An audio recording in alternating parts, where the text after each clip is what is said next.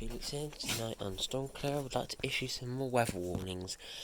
I am issuing a yellow ice warning for the entirety of the UK, as temperatures are going to plummet across most of the UK down to about 0, and there's widespread drizzle or sleet across the majority of the UK over a few of these days. I am then issuing an amber ice warning for incredibly dangerous ice on Wednesday and Thursday, which is the 30th and 31st of November 2023.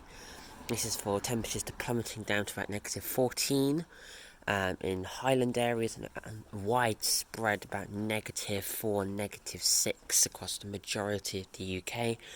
Highest temperatures would be about -1, -2, so very cold, widespread Arctic weather front coming through.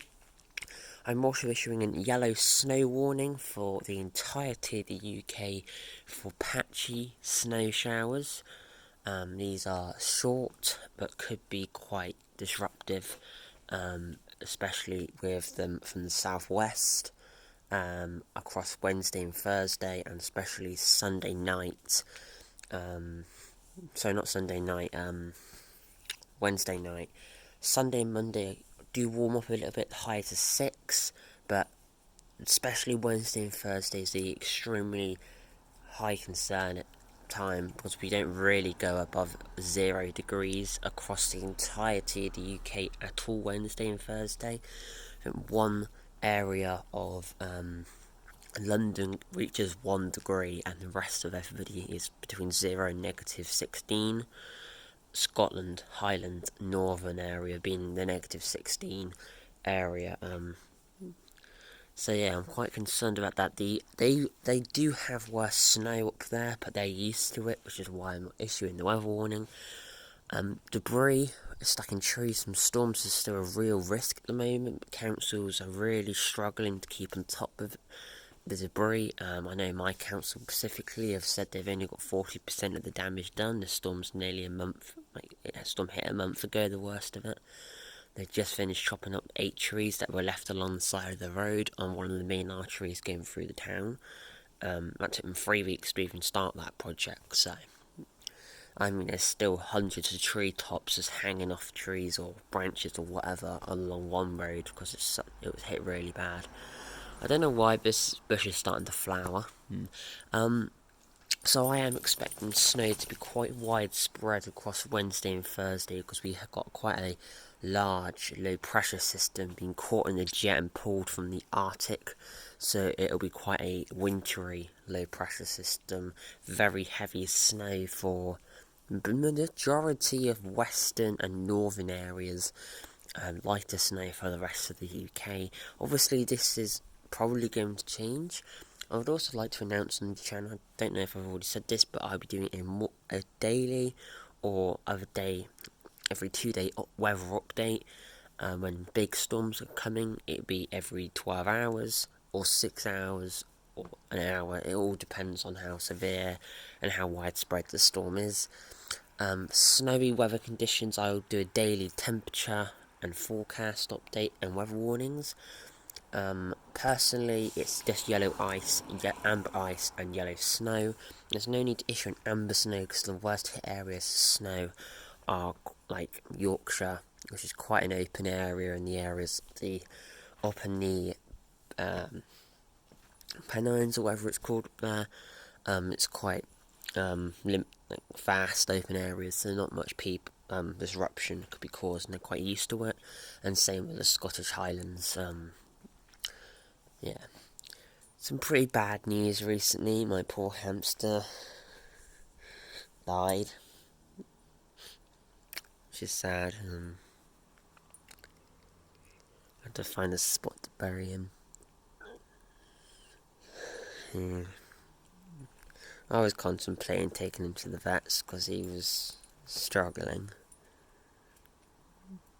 I preferred it when the other 2 hamsters I had just didn't show anything, because you didn't know why.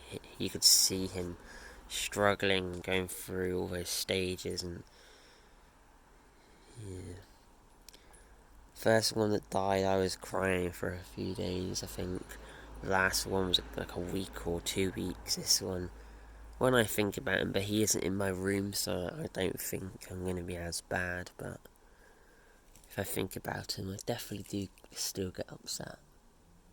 I find animal deaths worse than human deaths, which some might seem weird, but I think I kind of like feel sorry for the animals, because at camps, vets don't do anything really. They'll charge you the £50 consultation fee, but like you have to put them down.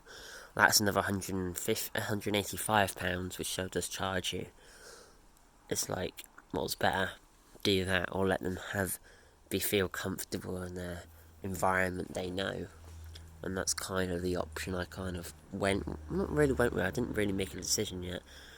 One, I could tell about 10 days, 9-10 days before he went, he was getting skinnier. So we bulked up the amount of food he was eating and exercised a little bit more often. And the next time, didn't really see much change. I was like, okay. And the next time I did him was like, you could feel his bones, the thing, and he was struggling to eat. The next day, wet tail, weak, shaking, not drinking, not eating, not moving, no exercise, not doing anything he enjoys, not touching the food he enjoys. And then I thought he'd die in the morning, but my parents said he moved. That gave me confidence, and I came home and was like, I don't have the confidence anymore. Yeah. 5 out of my 13 exams are done. This is set 3 or 4 out of like 8 sets I do over the course of school. I walked into school this morning. I shoved somebody against the wall. He punched me. I walked in, split 2 year 7s fighting, and one of them gave me a little punch for it. And I was like, he started running. I just pushed him against the wall. Didn't get told off for it. If a lot's got severely told off.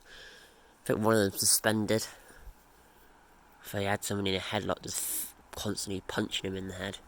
That's a common thing in year 7 at the moment I'm witnessing.